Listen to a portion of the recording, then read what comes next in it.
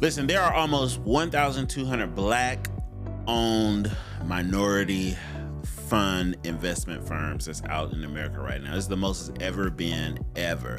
The thing that you should stop and think about is last year, the number of those firms that was out raising dollars actually dropped by 12%. More firms than ever, but fewer of them are getting funded. If you've been telling yourself, like, listen, I'm gonna wait to the right time to get in by behind a Black fund manager, the window's getting tighter, not wider. This is your time to get in this game now. Listen, welcome to Monday Market Briefs, where we discuss all things private equity, private capital. I'm your host, Tariq Collins. This show is brought to you by the Capital Alliance Network, of which we are a part of. Don't forget to like, share, subscribe, and so we can keep bringing you great content, securing amazing guests on the show, and leave a comment of what you like, love, and what you're looking to get back from. All right? So why does this matter to you specifically? Listen, because people who control private markets decide which businesses get bought, which founders get funded, and which communities get built, right? The private markets is how everything in America is ran. Every company is private before it goes public. Those that are controlling the private markets are controlling the funding that goes to these businesses, how fast they grow, how fast they can scale, the people that we can hire, the communities that we impact, those that are affected by the community, the governments in which we do business with. All these things are impacted by the private markets. So that's one of the things why these things should matter to you. For decades, that table had almost nobody who looked like us. No Black fund managers, no Black people in the investment world, right? In fact, your first big one was Reginald Lewis way back in the day. That's finally changing, but the capital is still selective and it's still concentrated. Who gets funded over the next few years is going to shape who builds the wealth for the next 30. What we do today will impact what's going to happen tomorrow. So here's the question. If the number of Black minority-owned firms have grown to 1,200, an all-time high, why did the number actually raising capital just fall 12% in a single year, and the growth declined in the same year? How does this happen? Well, according to Fairview Capital Markets, their report, roughly 537 firms were actively raising in the latest update, right? 284 of those, or more than half, were first-time funds. So 284 of the 537 were first-time funders. The median target fund size is around 75 million. Now, that's a good median number, knowing that under 150 million is the reporting threshold to all the big SEC rules and guidelines. You're kind of operating in a smaller margin pool if you're under 150 million of money being raised, assets under management.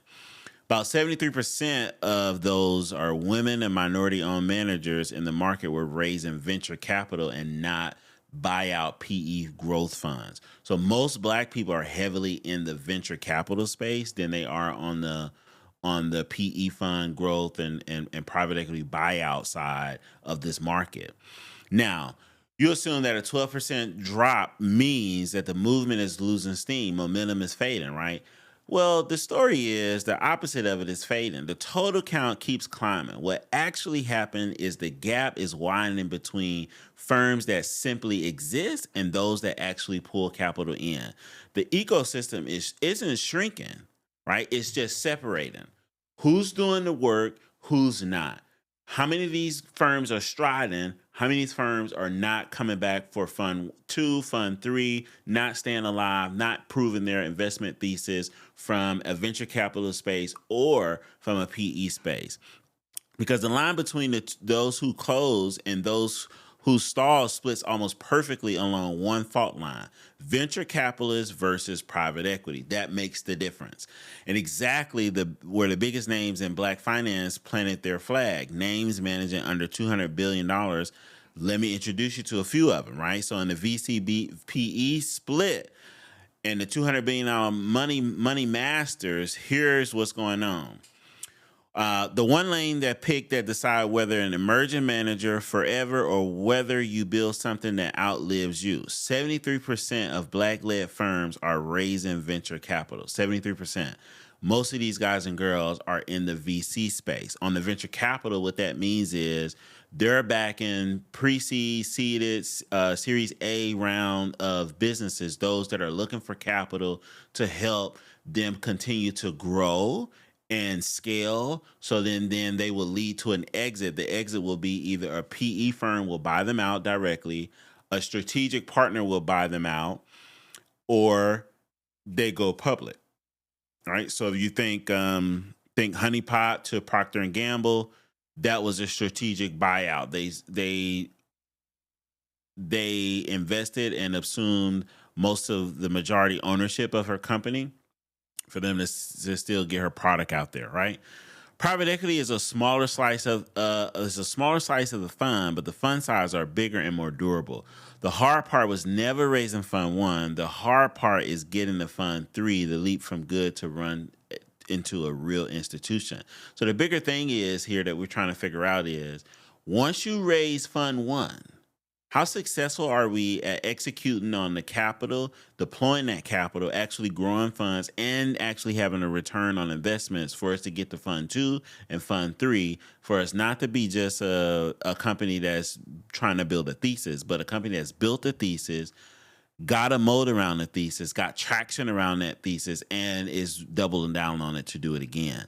The private equity markets is more of a durable, long-term, more bigger, and take a longer time for a return on investment. On the VC side, that thing is more, it's a more of a risk taker, right? Because out of all the companies that you do on the VC side, you might have one, two, or three that might support your entire portfolio of the 10, 20, or 30 checks you wrote to different VC companies based on the run rate that these companies got.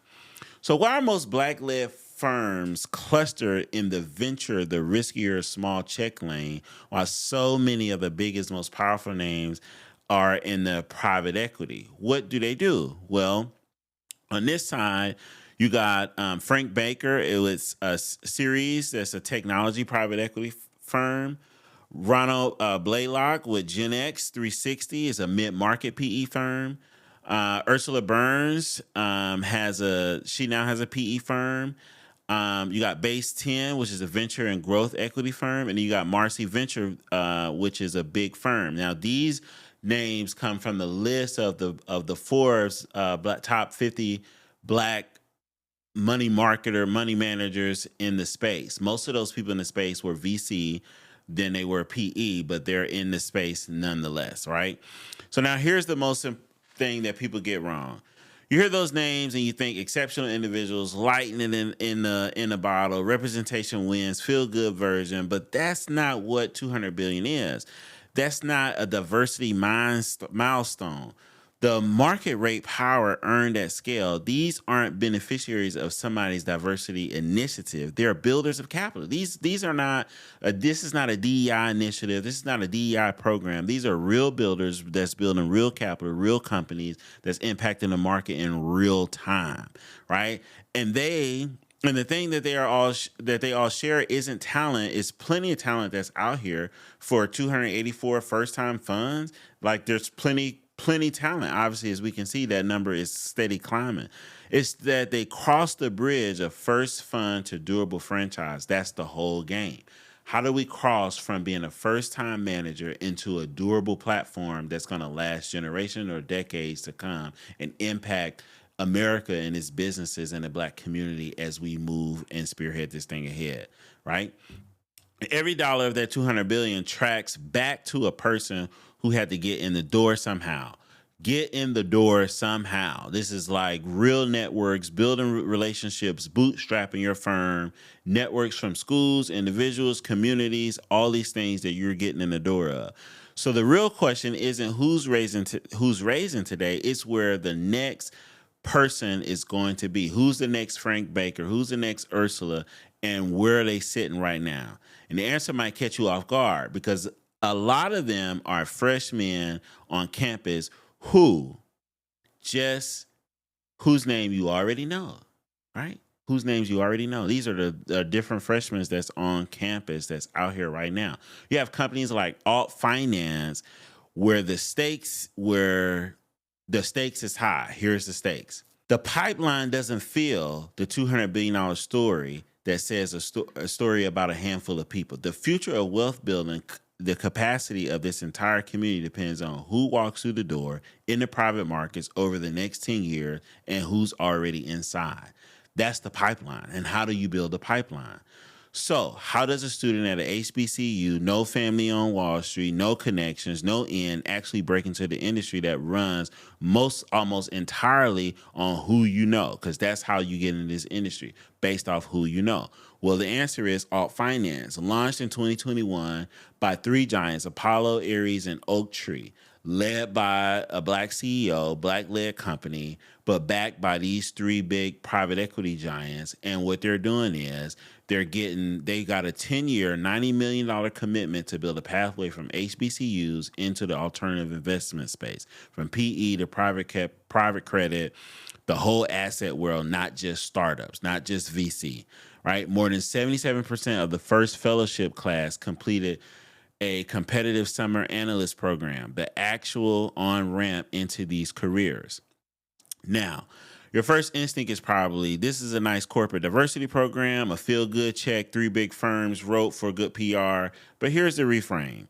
Three of the largest alternative asset managers on the planet did not commit $90 million in 10 years out of charity. They did it because talent is a competitive asset. They're building their own supply chain. They need these students, and that's why it's a durable one-time diversity pledge. Never is its infrastructure not a gesture. So basically, these guys are building a pipeline for black people to become emerging managers, get into the alternative asset. Why? Because they need a diverse pool of thought. They need a diverse pool of eyesight. They need a diverse pool into different communities that affect the whole of America. And alt finance is leading that path with directing students from HBCUs directly into the alternative asset management space, because we're typically not coming from backgrounds of the Ivy Leagues. We're not coming from strong family connections. We're not coming from families who's already in the space that can get us in the space. We're not coming from a long line of door knockers of people who can say, hey, here's $100 million, here's $50 million, here's $5 million for you to start your fund. So we got to get it in. Alt finance created that path, led by the three giants, Apollo, Ares, and Oaktree. So overall, like, black investments are doing good. The funds are up, right? We got over 1,200 firms out there. The thing that's going to have them stick the moat is going to be how well that these black firms can develop their thesis around what they're looking to do. Plenty of them to cover as we continue to unlock money market briefs and uncover what these guys and girls are actually doing. A lot of them are in the VC space, and it's very slim pickings in the PE and buyout world. But the bar is high, but there's so much room at the top for you to sit if you are a black manager, fund manager today. If you want to start your own investment firm, independent co-sponsoring, co-investment deal, PE firm, buyout, VC, there's plenty in the VC space. But that buyout world, the sit at the top is open. When you look at the top Forbes list of billionaires that's out there, there's only about 3 or 4 of them that sits on the investment side of business and dealings. The rest of them are coming from your entertainments or your entertainers and artists in some way. But from who's doing business, there's only a few, which means there's plenty room at the table for more people to get in this game. And that's what we're here to break down every week on Monday Market Briefs, to understand what's going on in the private markets, what's going on with black fund managers, what businesses are they funding, what businesses are they not funding, what's their view on the world, because that's how you impose it, right? And that changes the whole question of who gets to be a builder of capital, because the giants, because while the giants build the pipeline from the bottom, there's a whole other force to be blown up the door in the other direction, right? Letting everyday people into the private markets directly. There's no greater time to be a private investor than it is today.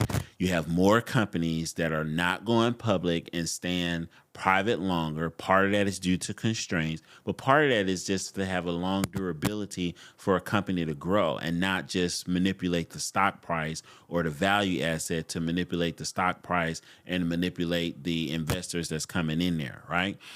Also, you have a slew of people that's called the silver tsunami that's retiring. And when they retire, kids do not want to run their businesses, but they have successful businesses, everyday businesses that's in your neighborhood that somebody needs to take over in order for the business to stay alive and serve the people in the community and to provide job opportunities for those that's seeking employment, period. That's the way this works, right?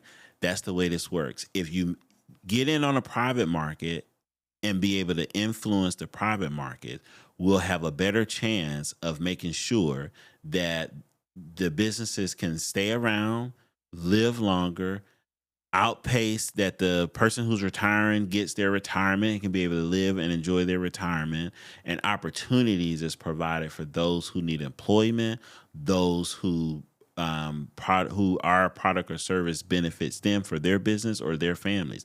And that's how the communities impact. Now listen, that's a wrap of today's episode of Money Market Briefs, bringing you weekly updates of the private markets. Don't forget to like, share, and subscribe. I'll see you guys next week, same time, same place. See you when I see you. Peace.